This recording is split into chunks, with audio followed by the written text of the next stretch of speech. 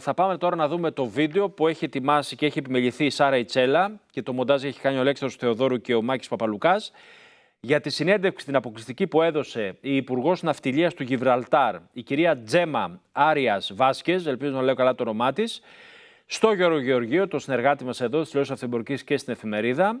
Για πρώτη λοιπόν φορά οργανώθηκε στην Ελλάδα και συγκεκριμένα στον Πειραιά, στον ιστορικό ναυτικό όμιλο Ελλάδος, η θεματική εκδήλωση με τίτλο Gibraltar Maritime Day από την εταιρεία Level Communications για την κυβέρνηση του Γιβραλτάρ και του Υπουργείου Ναυτιλίας του Γιβραλτάρ με χωρικό επικοινωνία στην Ναυτεμπορική και την τηλεόραση της Ναυτεμπορικής. Και ενώ βλέπετε ήδη, κυρίες και κύριοι, πλάνα από αυτή την εκδήλωση που διοργανώθηκε πριν από λίγες εβδομάδες.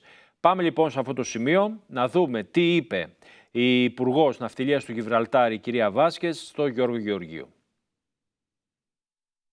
Dear Mrs. Arias Vasquez, welcome to Greece. We're happy to host you here.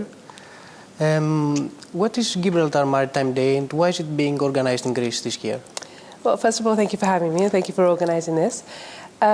Gibraltar Maritime Day is a big deal for the Gibraltar industry.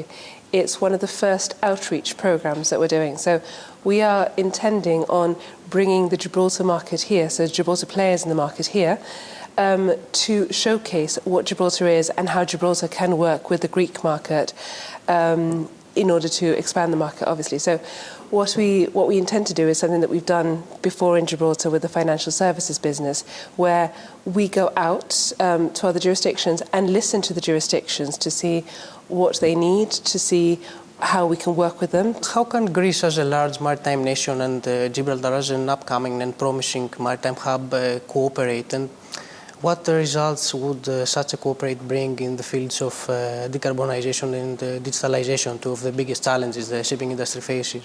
Of course, well, the Greek market and the Gibraltar market can actually work very well together.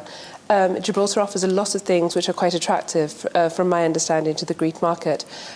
One of them, for example, is that we are a common law jurisdiction, so our law is based on English law. So financing becomes far more attractive from a common law jurisdiction, which has a direct access into the London market. For example, to give you one example.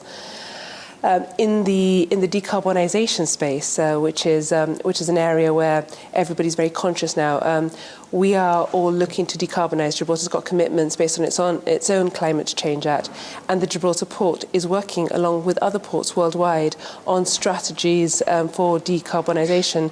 Some of our major players in the Gibraltar market are also in the Greek market looking for different fuels, for different variables, in order to make everything more sustainable. In terms of digitalisation, I think everyone is moving in that direction. We are looking to create opportunities there for registration, etc.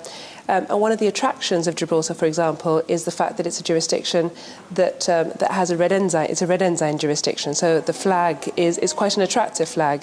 Now, what we have to do with a flag that is quite so attractive is make it easier for people to register online. On the decarbonization side, Gibraltar is one of the world's major bunkering hubs. What is the country's plan towards decarbonization? I mean, we have some stringent rules in the shipping industry towards 2030. Gibraltar and every other jurisdiction is looking to alternative fuels. So we are looking at biofuels, we are looking at LNG operations.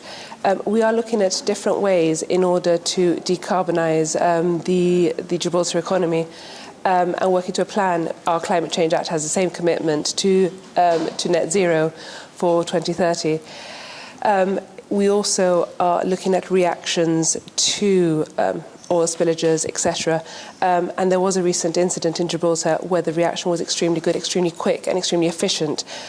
So these are the areas that we have to look to improve in order to properly decarbonise the economy. Mm-hmm. And turning back to the country's registry, I read that there are more than 200 commercial vessels registered there and more than 900 leisure boats.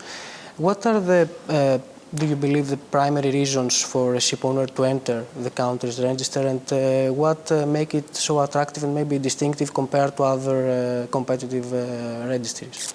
Well, I mean, there's all the usual factors. There's the fact that we are a low-tax jurisdiction. We try and make it as easy as possible for people to register. But I believe that the main attraction in Gibraltar is the fact that we're a small jurisdiction which is very nimble. So we are able to quickly react to factors in the market. So, for example, we are hosting a maritime day in Greece today. And in that event, we have myself as the minister and the representative of the government. We have the captain of the port.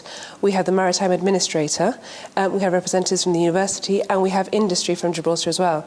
So what we do is that we regularly meet up. We're regularly in contact. And if we feel, so if we're told that there is a particular requirement that is needed or there is a gap again in the market, we are small enough as a jurisdiction to be able to react quickly to see if there's something that we can do to assist. So the benefits of Gibraltar, I think, is in its size and in the ability of the jurisdiction to communicate between the key players in the market.